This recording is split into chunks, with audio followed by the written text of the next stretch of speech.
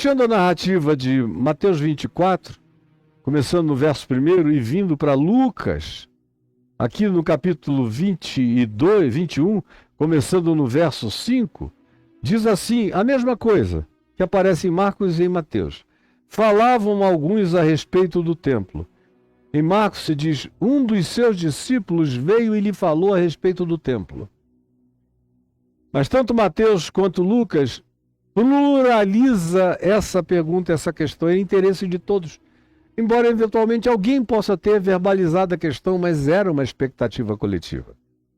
Falavam alguns a respeito do templo. Olha que coisa! Como está ornado de belas pedras entalhadas. E olha as dádivas que Herodes conseguiu de todas as maiores potências da terra para fazer desse templo uma das maravilhas gloriosas, resplandecentes do mundo, orgulho do nosso povo, apesar dos romanos. E era isso que eles estavam dizendo. Discípulos de Jesus, andando há 3 anos e meio com Jesus e ainda não tinham entendido.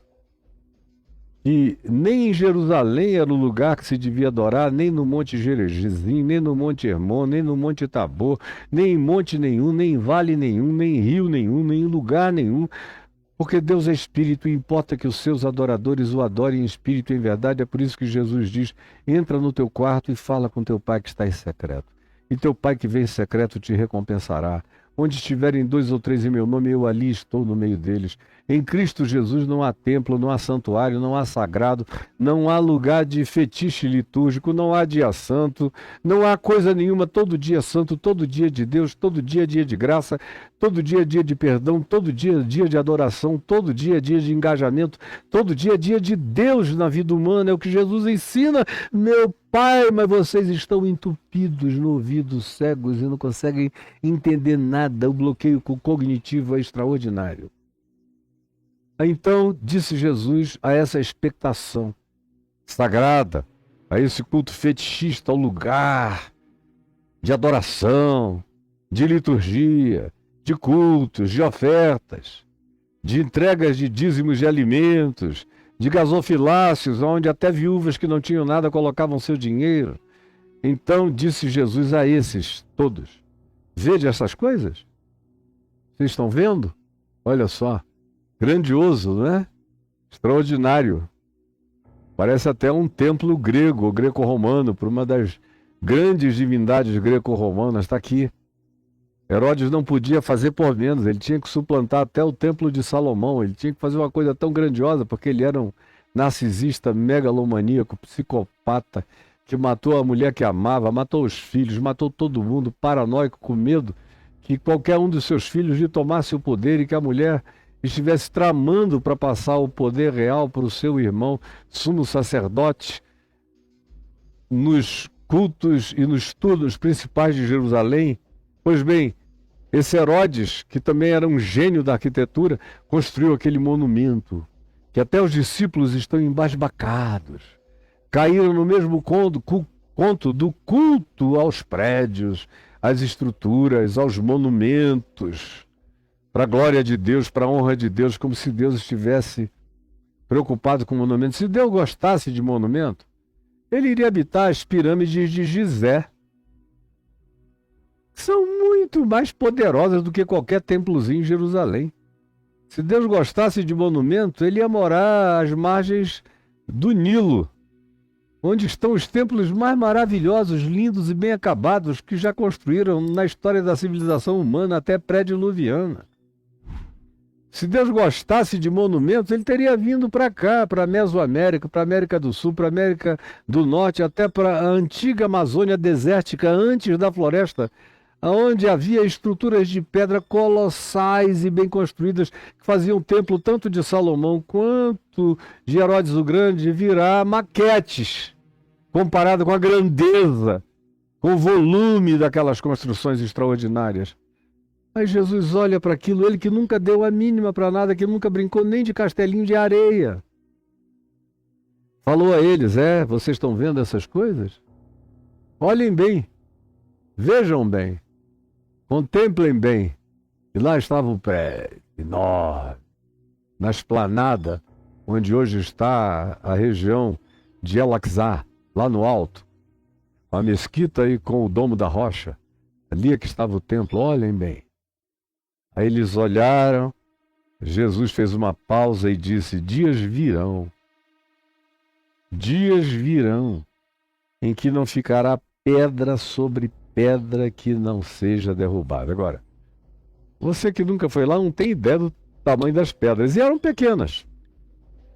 Comparadas, por exemplo, com as pedras de Baalbek, lá no Líbano, tem pedras lá que precedem os templos erigidos a Baal. Nos dias de Josué, dos juízes, já havia templos de adoração antes, com pedras tão gigantescas e de natureza pré-diluviana que eles não conseguem imaginar como é que qualquer que tenha sido o ardil ou o volume quantitativo de esforço humano tivesse movido uma pedra daquela, cortada com uma precisão extraordinária. Está lá no Egito, em Baalbek. Extraordinária. E no mundo inteiro está cheio disso, que força humana não moveria. Com os aparatos de hoje, isso é difícil, daqueles dias então era impossível. Jesus disse: olha aqui essas pedras. E nem são das maiores, mas são poderosas. E foram construídas por Herodes, indubitavelmente, com grande esforço de engenharia e arquitetura. Mas eu vos digo que dias virão em que não ficará pedra sobre pedra que não seja derrubada. Você chega hoje lá e tem lá as pedras do tempo de Salomão, você encontra 2 fileiras com algumas outras partes que tem mais algumas pedras ainda dos dias de Salomão. O resto já são pedras com a marca e os recortes que caracterizavam as pedras de Herodes nos dias de Jesus. E depois tem as pedras das muitas edificações, por último, dos mamelucos, e que fizeram a muralha que está lá nos dias de hoje em Jerusalém, que só tem 500 anos de idade na sua edificação total, porque as antigas foram todas derrubadas e não ficou pedra sobre pedra, a não ser sinais espaçados aqui e ali, cumprindo a profecia de Jesus. E aí, para você entender, o verso 7 de Lucas diz: perguntaram-lhe os circunstantes: mestre, quando sucederá isto? O tempo não ficará pedra sobre pedra do templo que não seja derrubada. Quando sucederá isto? E que sinal haverá da tua vinda? É como eles perguntam em Marcos e em Mateus. Que sinais haverá da tua vinda e da consumação do Aeon, da instauração da nova ordem universal que vem dos céus, da parte de Deus, conforme as nossas melhores esperanças. Quando é que isso vai acontecer? Foi o que eles perguntaram a Jesus. Nos diz quando é que isso esteja para se cumprir. Porque todo mundo quer saber quando é que vai se cumprir, que é para se preparar e até para ter uma mensagem vantajosa para anunciar sobre os outros ignorantes.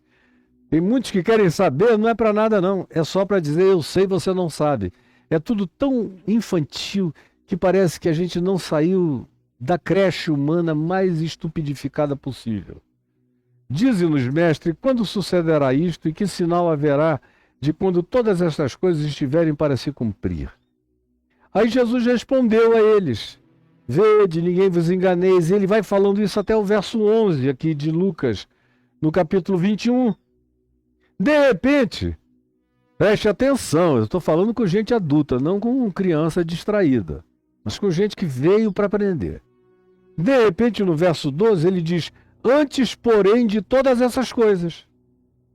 Ou seja, tudo que ele tinha dito do verso 7 até o final do verso 11, vem depois das coisas que ele vai dizer agora. Não há da parte de Jesus uma necessidade cronológica, nunca houve, de ir botando ordenzinhas nas coisas. Ele vai falando as coisas e vai dizendo o que vem antes de cada coisa, e cada um de nós que tenha mente para entender, para juntar, para perceber, não para cronologizar de maneira minuciosa, mas para ter uma ideia mínima de fatos históricos que hoje, 2000 anos depois, eu olho para trás e aí sim, parece um texto de ontem, descrevendo histórias passadas. Agora vocês vejam, eu vou iniciar do verso 12 para frente, que é quando ele diz: antes, porém, de tudo o que eu disse, do verso 7 ao verso 11, vai acontecer isso. Então, o que vem do verso 7 ao verso 11, vem depois daquilo que começa aqui no verso 12. E que prossegue até o verso 24. Então, do verso 12 ao verso 24, tem uma história que começa nos dias de Jesus conversando com os seus discípulos e vai até a destruição dos muros de Jerusalém no ano 70, 40 anos depois. Não é possível que você não tenha entendido, só se você tiver aleijado e atrofiado a sua mente, a sua intuição e a sua cognição. Então, Jesus começa a falar aqui na leitura do Evangelho, no verso 7, mas a lógica descritiva da continuidade histórica começa no verso 12 e vai até o verso 24 em primeiro lugar. Então, o que é que ele diz? Antes, porém, de tudo isso que eu acabei de dizer a vocês, que só vem depois, antes de todas essas coisas, saibam que vai acontecer agora, e começou a acontecer logo depois que ele foi aos céus, começou a acontecer imediatamente. Não houve grandes intervalos, foi imediatamente, foi uma questão de semanas e meses para começar o cumprimento. E ele diz: lançarão mão de vós e vos perseguirão. É só ler o livro de Atos dos Apóstolos. Se você não quiser ler leituras mais amplas, ou mesmo Flávio Joséfos nas Antiguidades, que narra várias dessas coisas. Entregando-vos às sinagogas, como eles forem entregues, ao Sinédrio, aos sumos sacerdotes, aos líderes do Knesset, de então que era a sinagoga. E também lançarão vocês nos cárceres. Você lê em Atos, capítulo 4, capítulo 5. Você lê a superabundância dos cárceres. Primeiro Pedro e João curam um homem, acabam no cárcere. Depois todos os apóstolos vão para um cárcere. Aí depois a igreja ora, a terra treme, as correntes se abrem, as portas automaticamente se abrem, eles se veem soltos e procuram os irmãos. Depois disso, você tem Atos 12, quando Pedro é morto, depois de Tiago, irmão de João, ter sido decapitado, isso ter agradado politicamente o povo. E Herodes ter dito: eu vou fazer política matando e decapitando apóstolos e crucificando-os. Aí foi a vez de Pedro. Foi posto num cárcere. E diz Atos 12 que a igreja orava na casa de João Marcos, pedindo livramento para Pedro, e Deus enviou um anjo e as cadeias caíram automaticamente, as correntes, as portas se abriram. Quando Pedro deu por si, ele estava do lado de fora, na rua. E o anjo vai e desapareceu da presença dele. E foi mais difícil para Pedro entrar na reunião de oração, que os irmãos não abriam a porta, do que sair da prisão, onde o anjo fez tudo automaticamente. Então, essas coisas começaram a se cumprir de modo imediato. Paulo, coitado, foi o maior exemplo desse tipo de perseguição apostólica para todo lado. Aonde ele chegava, eram os judeus acusando, querendo prendê-lo, apedrejá-lo, atormentá-lo, fustigá-lo, torturá-lo. E ninguém foi mais fustigado no curso da sua vida dentre os apóstolos do que Paulo, disparado. Vos entregarão às sinagogas e aos cárceres, levando-vos à presença de reis e governadores por causa do meu nome. Outra vez, ninguém teve mais exposição nesse nível sobreexcelente de autoridade do que o apóstolo chamado Paulo, que era o mais interessante, mais culto, mais provocativo de todos eles e, portanto, aquele que todo mundo queria ver, ouvir, perceber, até porque a cultura dele era extraordinária e o modo dele apresentar os argumentos dele eram embasbacantes para quem quer que o ouvisse.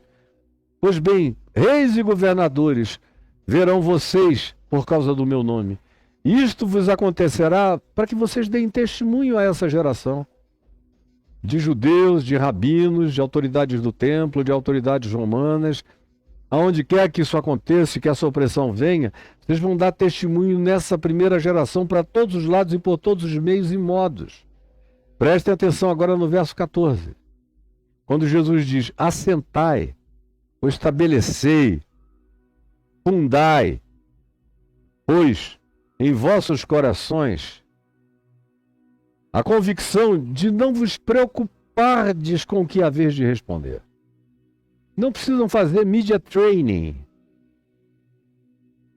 Andem na espontaneidade das convicções de vocês. Como o apóstolo Pedro diz na primeira epístola dele, aprendendo a dar a razão da esperança que há em vós, a todo ser humano que vos indague, que vos questione.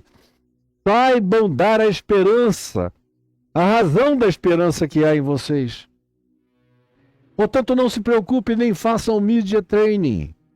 Vão na liberdade, encham-se do Espírito Santo e da sabedoria do Evangelho.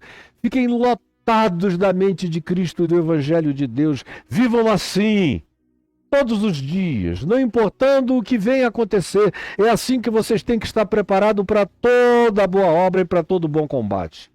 Como Paulo viria a dizer. E como é o que está dito em Atos, capítulo 6, no verso 10, no testemunho de Estevão.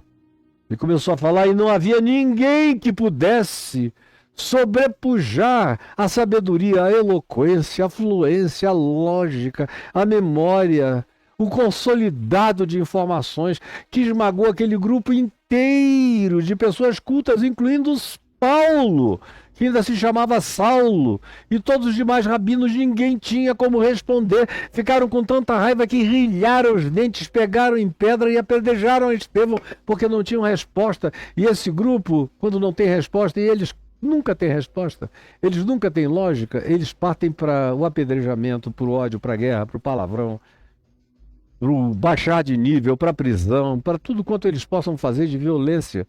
Porque não tem mente para enfrentar, eles partem para o músculo a fim de matar. Assentai, pois, em vossos corações de não vos preocupardes com o que haveis de responder, em lugar nenhum. Eu, quando li isso aqui a primeira vez, novinho lá em Manaus, eu comecei a ser levado para os campos universitários, para as faculdades, com 19 anos.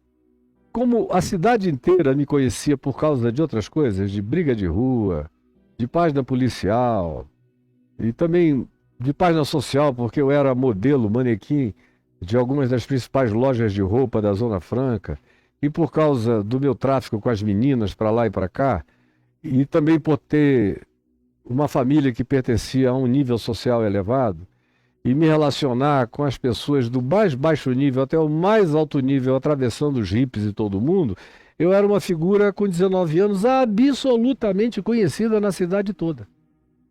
E quando imediatamente eu comecei a pregar de graça na Globo, de lá da Rede Amazônica de televisão, aí eu virei um objeto de estudo, um guinea pig. E aí professores dos mais variados grupos e matérias e classes pediam para os alunos me convidarem. No início eu ia classe a classe, depois eu falei, por que não reúne logo todo mundo? E aí no campus universitário vinham para aquelas reuniões centenas de pessoas. Está cheio de gente com 50, 60, 70, 75 anos de idade lá em Manaus que dá testemunho dessas coisas. Isso não aconteceu em nenhum mundo paralelo. Foi de fato e de verdade.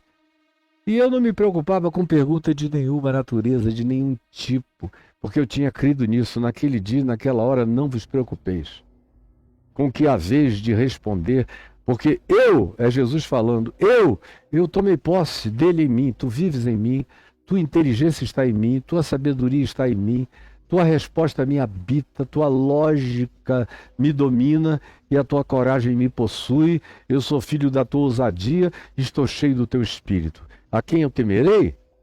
Eu creio nisso, porque eu, Jesus, vos darei boca e vos darei sabedoria, a que não poderão resistir nem contradizer. E nesses 50 anos eu nunca encontrei quem resistisse nem quem contradissesse. Ainda está para nascer. Pelo menos até o dia de hoje ninguém me apareceu aos milhares. E foram tantas as vezes que eu me submeti a isso no curso da minha existência inteira, faz mais de meio século. Sempre criei que Jesus iria falar por mim. Não poderão resistir nem contradizer a todos quantos se vos opuserem. Isto já lá nos dias imediatamente posteriores à ascensão de Jesus. E sereis entregues, como aconteceu, até por vossos pais. Pais que vão chamar e dizer, olha, meu filho se converteu a essa seita demoníaca do Nazareno. Ele está escondido aqui com esse grupo, podem ir atrás, podem pegar e podem matar. Irmãos, olha, eu tenho um irmão que se entregou a essa loucura. Pode ir liquidar porque não é mais meu irmão, é um herege, a quem eu considero uma abominação. Parentes dissimulados, amigos, semelhantemente a Judas, que beijam a tua face e dizem aonde você está para ser apanhado de maneira surpreendente, e matarão alguns dentre vós, como aconteceu no início com todos eles e no final da vida daqueles apóstolos, com todos eles, exceto João, que morreu sozinho, idoso, provavelmente na ilha de Pátmos. De todos sereis odiados por causa do meu nome, todos. Onde quer que vocês falarem de amor, paz, compaixão, ternura, misericórdia, perdão, graça, cura, milagre, ressurreição, resposta à oração, presença de Deus, tudo isso atrelado ao meu nome, vocês serão perseguidos nessa geração, serão odiados, até pelos seres mais impensados, de todos sereis odiados por causa do Evangelho. O Evangelho vai produzir ódio entre os judeus entre os judeus judaizantes. Vai produzir mais ódio entre os judeus religiosos e os cristãos judaizantes, que são aqueles que queriam fazer um híbrido entre Jesus e Moisés e perseguiam gente como Paulo, que dizia, não, Moisés morreu, o que está na vigência é só o Evangelho de Jesus.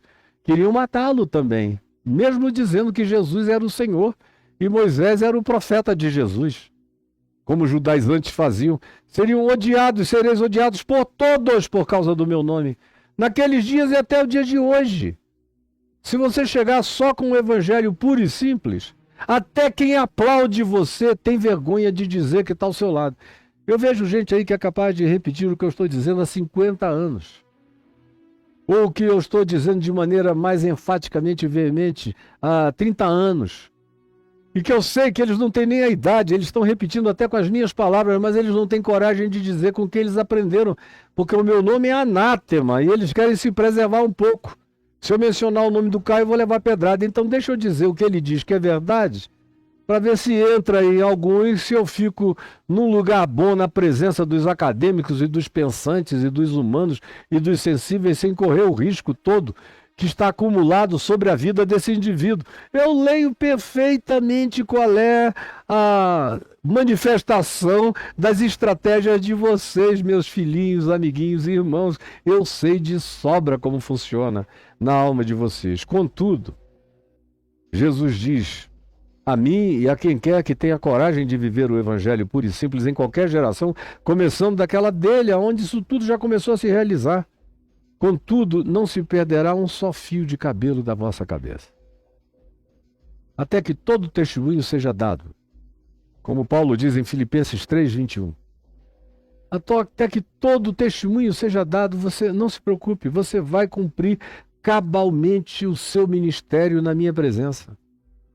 E mais do que isso, preste atenção aqui, não pode haver titubeio, dúvida, ai meu Deus, eu criei na teologia do domínio, que eu iria reinar em glória com Jesus sobre a terra. Aprendi isso. Os 7 montes da Babilônia que precisavam ser tomados por nós, conforme a teologia americana do século XX. E eu embarquei, tomei, me ferrei. Um monte de gente vai se arrebentar por inteiro nesse processo. Muita gente vai ficar escandalizada, como já está, aos milhões, indo embora. Vou procurar o meu culto original. Pelo menos, conquanto houvesse charlatães também por lá, tinha um pouco menos do que aqui, que só tem charlatão. E tem gente que não consegue viver sem religião, andando na lucidez da sua mente com as suas próprias pernas. Precisa sempre de algum guia, bruxo, feiticeiro, pastor, profeta ou líder que diga como ele deve viver, andar, enxergar, interpretar, comer, beber e transar. É um negócio pavoroso. a androidificação dessas almas acéfalas. E aí esses indivíduos que vão praticando essas mentiras ditas em nome de Jesus como se fossem verdades, se frustram dramática e radicalmente. E aí desistem. São como aquela semente que caiu numa terra superficial, embaixo tinha pedra. Na hora que o calor da vida chega, a semente torra. Ou são como aquelas sementes que caem entre espinhos. Querem conciliar o evangelho com tudo mais que eles queiram, com todos os coaches doidos dessa vida. E aí crescem os espinheiros coachianos e o evangelho fica abafado e morre no coração deles. E tudo quanto eles não carregam na vida é perseverança. Ou colocam o evangelho na margem da vida. Aí o que quer que apareça, rouba aquilo, leva e não fica nada, nem sinal, nem raiz, nem ramo. E eles vão desistindo, desistindo e desistindo. Como desistem, meu Deus? Enquanto o verso 19 nos diz, palavras de Jesus, não esqueçam, é na vossa perseverança que ganhareis as vossas almas. Vocês têm que aprender a segurar a onda, aguentar o tranco. Estão vendo o cachalote, a onda enorme, o tsunami. Cara, faça a posição e se prepare, mergulhe, tome fôlego e atravesse, atravesse, atravesse, atravesse. Saia lá na frente, mas não arregue. Não desista. É na vossa perseverança que ganhareis as vossas almas. Sem perseverança, você não vai realizar nada. Não é perseverança em dar o dízimo, é perseverança em manter o princípio. O dízimo é o pedágio dos ladrões, dos alibabás, roubando você. Jesus está falando de aguentar o tranco, de aguentar a pedrada, de aguentar a maldição, de aguentar a alcunha de herege, de aguentar todos contra você, de aguentar, às vezes, o inaguentável, sem medo, enfrentar e chamar isso de bom combate e prosseguir até completar a carreira, guardar a fé e receber a coroa da justiça. É para isso que eu estou chamado nesse mundo e você também, para esse prosseguimento. Aí Jesus diz no verso 20, quando porém, é uma sequência, ele ainda está aqui entre os dias dele andando na direção de 40 anos adiante, quando Jerusalém foi destruída no ano 70. Ele está aqui pelo ano 30 e alguma coisa, indo na direção dos anos 70 da nossa era, quando Jerusalém foi destruída por Tito.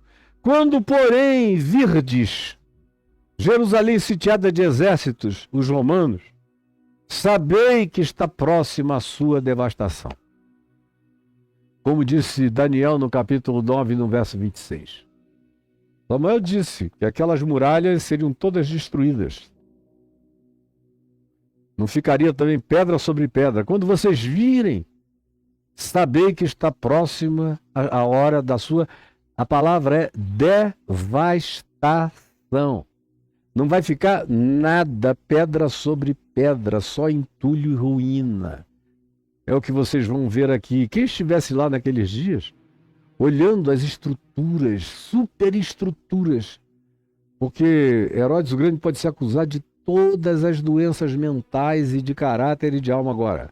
Arquiteto, engenheiro, construtor, com senso estético extraordinário e uma capacidade de edificar com uma grandiosidade incomparável. Quanto a isso, ninguém pode dizer coisa alguma, de modo que qualquer um que estivesse ali, olhando para cima, ia olhar para o lado para Jesus e dizer, ele está doido. Essas coisas aqui, nenhum exército inimigo iria querer derrubar. Olha a grandeza, olha a riqueza, olha o poder. Olha a extraordinariedade dessas edificações. Mas Jesus fala sem nenhum titubeio. Quando virdes, porém, apesar de tudo que eles vão fazer a vocês, virá sobre eles.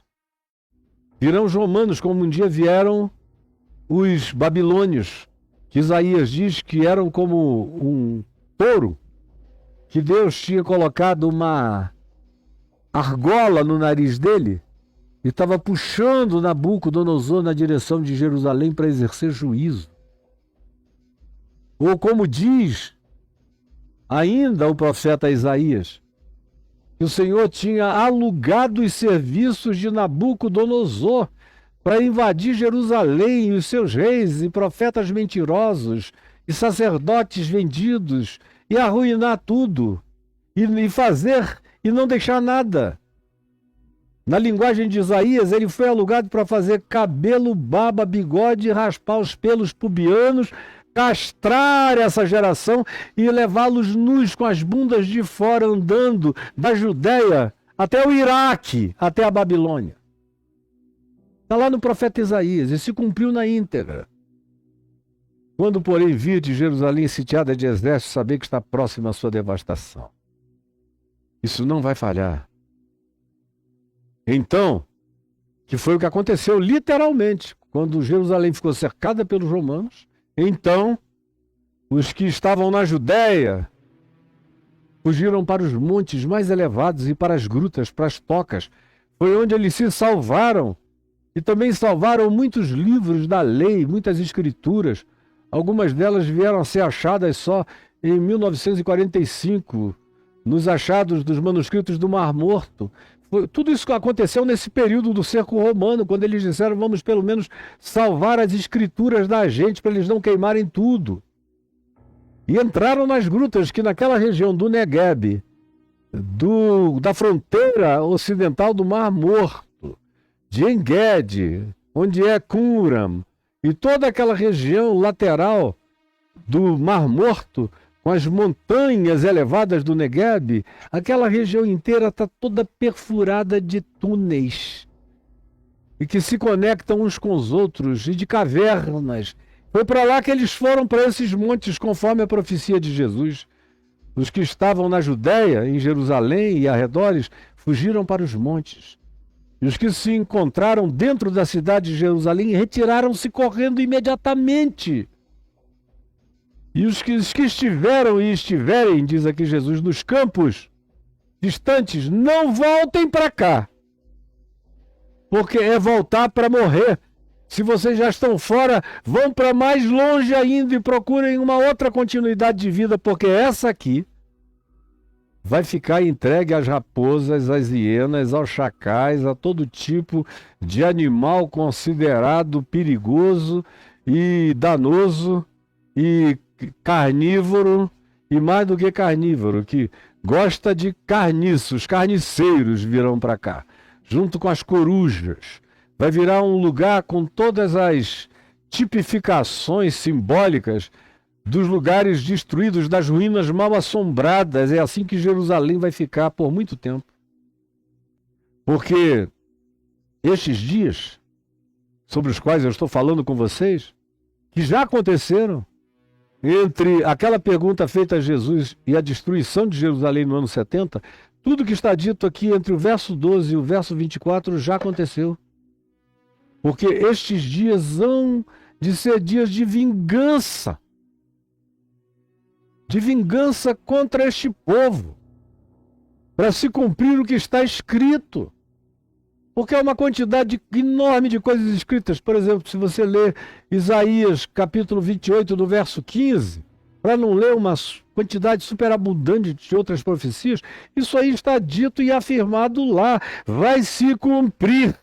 Serão dias de vingança, como dissera o profeta Isaías. E Jesus prossegue dizendo: ai das que estiverem grávidas, tadinhas. Naqueles dias horrorosos, quem sofrem são as mães de Gaza. Jesus estaria dizendo hoje: ai, ai, ai, pelas mães de Gaza, pelas crianças de Gaza, pelos órfãos de Gaza. Porque a atual liderança de Israel está se portando infinitamente pior do que o general Tito, que fez um mal rápido e terminou rápido. E não jogando bomba durante quase 2 anos e matando, e cada dia declarando que quer mesmo é fazer limpeza étnica, tirar todo mundo de lá e tomar posse da terra, roubar. E Jesus não gosta disso. Davi um dia quis fazer isso com a propriedade de uma certa pessoa e a mão do Senhor veio poderosa sobre ele para destruí-lo. É que vocês não acreditam mais na visita do anjo do Senhor, a autoridade nenhuma, mas vocês vão ver. Tem tanta invocação de mal sendo feita que uma hora dessa vocês vão ouvir a notícia de que uma coisa inexplicável aconteceu com esses reis do ódio, da guerra, da maldade, do etnicídio, da destruição que a gente vê acontecendo bem diante dos nossos olhos. Ai, ai, ai, das grávidas de Jerusalém, ai das grávidas de Gaza, ai das grávidas do mundo, ai das grávidas. Jesus tem um vínculo especial com todas as mulheres grávidas do planeta que carregam seres humanos no ventre. Ai das que estiverem grávidas e das que amamentarem. Amamentar no meio da guerra, com bomba caindo. É só você ver os vídeos de Gaza superabundando para todo lado. Mães com seios murchos, dando aquela salmourazinha de leite para os filhos e a bomba caindo na cabeça. Crianças que já nascem tremendo. Ai das que estiverem grávidas. Só os crentes não sentem a dor e não têm a empatia de Jesus. Eles dão razão a qualquer maldade de Israel, mas eles não ouvem os sinais da empatia, da misericórdia de Jesus por aqueles que estão sendo massacrados em qualquer lugar, em qualquer tempo. Ele sempre é a favor das grávidas e das que amamentam em dias de calamidade, porque haverá grande aflição na terra, como houve nos anos 70. Muita aflição. Eles estavam crentes que o Messias iria romper até a última hora. Eles tinham matado Jesus porque disseram: esse aqui não é o Messias, esse aqui é bonzinho. A gente não quer Messias bonzinho, que cura, que ressuscita, que faz milagre, que desvia o eixo do poder na direção dele e ele mesmo não resolve nada, politicamente falando. É esse Cristo que não faz política partidária.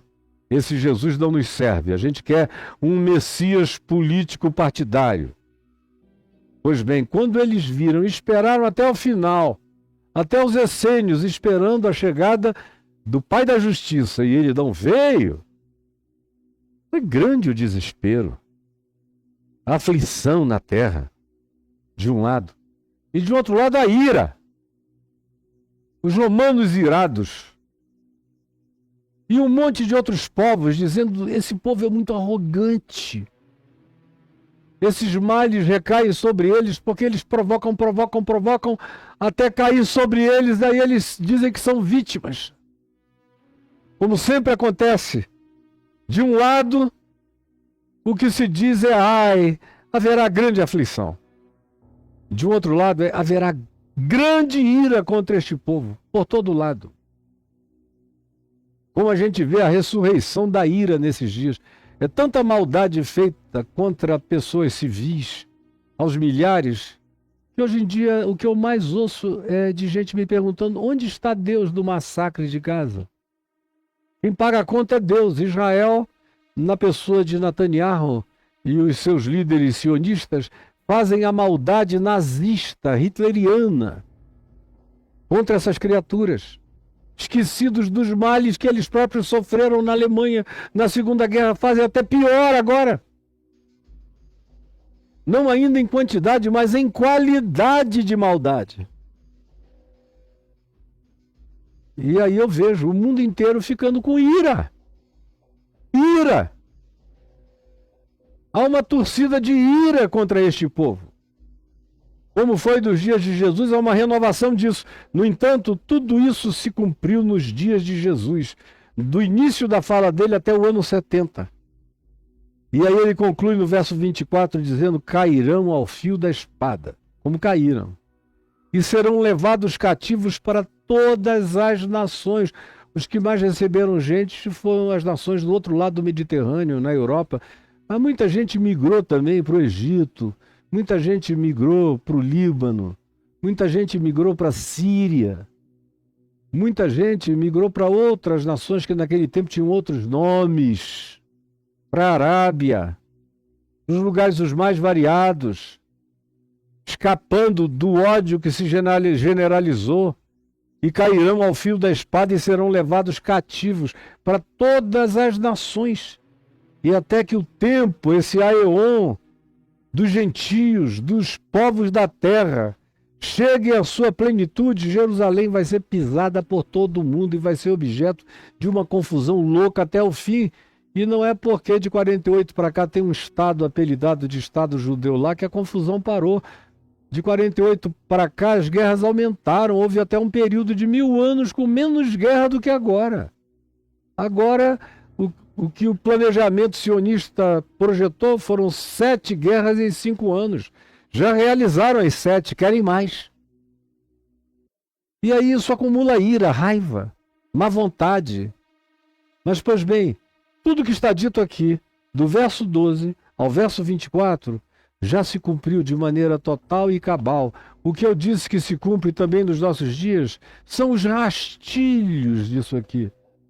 São os princípios, os ecos disso aqui, que se renovam de geração em geração, mas o cumprimento denso aconteceu de quando Jesus começou a falar no Monte das Oliveiras até a destruição total de Jerusalém no ano 70, pela ação do general Tito. Isso guarde, isso aqui já aconteceu. Saiba disso. E se você tivesse muito conhecimento histórico, paralelo ao Novo Testamento, se você não tiver o cansaço e comprar aí na Amazon as antiguidades dos judeus e ler tudo isso e outros livros paralelos, você vai ver como eu estou dando a você aqui uma síntese, mas uma síntese mais do que suficiente para você ter uma chave hermenêutico-interpretativa concedida por Jesus para interpretar o significado do passado. Do verso 12 ao verso 24, Jesus está nos dando uma descrição narrativa do passado de acordo com o olhar dele para com os judeus naqueles dias. Guarde isso no seu coração.